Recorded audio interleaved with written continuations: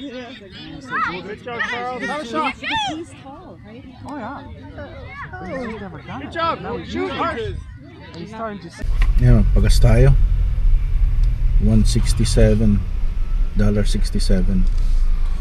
It's been least expensive since nung $2. Lumampas ng $2. This is how much it went down. $1.67. But alam mo na, pagka mataas pa rin, pero tatanggapin na ng tao kasi nakalampas $2 na eh. Ganata ginagawa talaga ng mga oil companies or may-ari ng mga gas station. Tataasan, magreklamo, okay, babaan namin. Sasaya ka dahil bumaba, pero ganun pa rin, mataas pa rin. Yan. May sunog. Kailangan nating matigil yung sunog, tapos i-air fry lang natin. Grabe, ang sunog.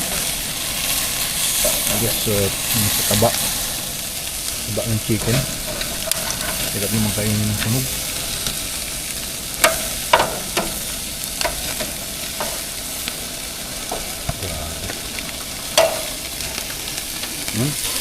Sunog! The outside I've given up. I'm like, you know what? It doesn't, I guess it's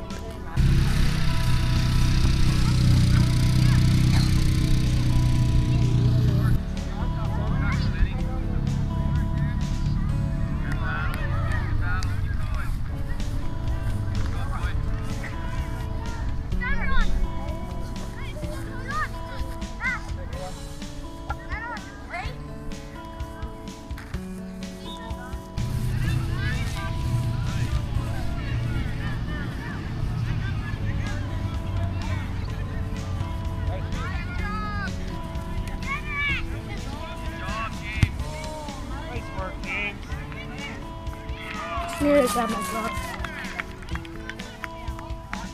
Do the bag here.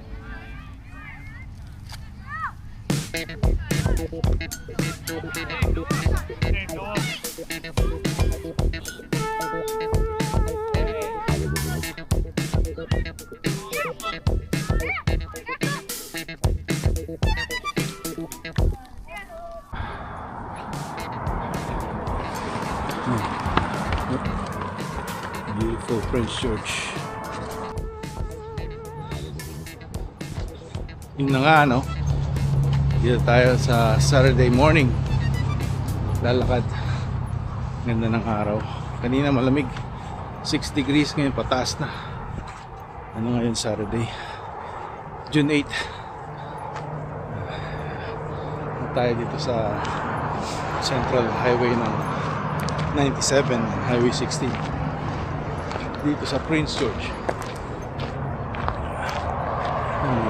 Portfolio manager.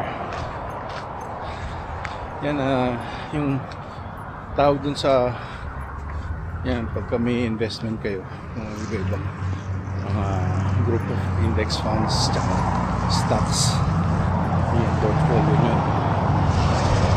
Tayo sa daming ano dito, yung parang financial advisor. So you could be your own, basta mag-research lang kayo, self-study, no? Self-learning. Ang dami tayong resources na pagkukuha ng information, especially meron na tayong internet, right? So from YouTube, kung ayong magbasa masyado, nood na lang kayo ng video. Seconds 32, 31. Sabayan natin yung mga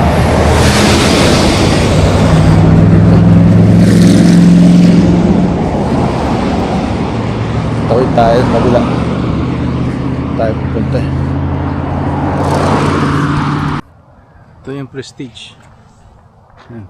Pasok tayo rito pauwi.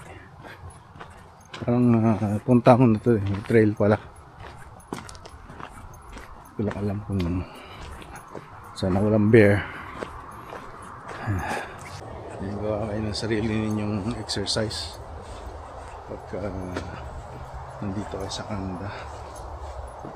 Sa atin dito seasonal eh. Pagka daming snow, hindi ka makaka labas-labas, maglakad-lakad dahil very madulas or ice yung daan minsan.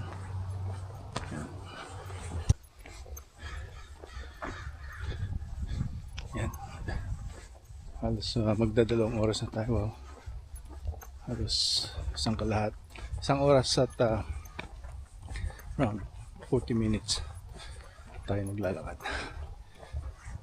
from CN Center to the bahay. Ang ganda ng araw kaya sarap-sarap maglakad tayo dito sa basketball court. Malapit na tayo sa bahay. Napawis na yung likod ko. Sarap. Nag-jacket din ako kasi malamig kanina, 6 degrees. Biglang ngayon siguro nasa double digit na. Yes. Hindi ako na mag-winter dito dahil na-trauma na ako sa snow. Hindi ako nag-aalala sa driving ko eh. Nag-aalala ako sa mga driving ng mga ibang tao.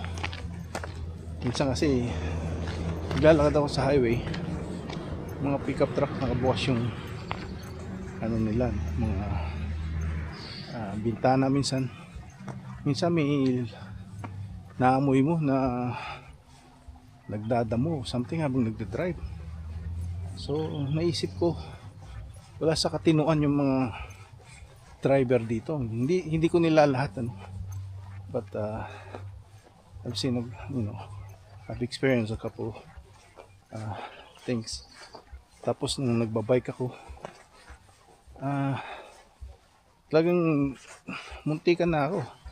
Tapos binusinahan pa ako. Nandun ako sa bike lane. Ang pagkakamali ko noon, I think I was wearing dark clothes, but even though it was like around 4 in the afternoon, tsaka the sun was up, so makikita niya ako. Yun nga, tapos minsan din yung dito nagde-drive naman ako, yung kanilang daylight light, ewan ko sa Ontario, lahat ng mga kotse, even though during the day naka-on yung light kasi for safety yun eh. Kasi iba, kagaya nung nagle-left ako, kala ko wala, nag-right ako sa McBride yun eh, main intersection ng McBride. So nag-left ako, tapos nung nag-left ako, may parating na dark van, kakulay ng spalto. So yun din, for safety purpose, kailangan meron kang daylight light habang nagde-drive. For safety, it's not for your own car, it's for other people's car. Siguro inisip nila, nasasayang yung battery dahil naka-on yung light, maliwanag. It's for other people's safety. Yan. So dito na tayo, na tayo tubig, luto tayo ng kakainin. Ayos.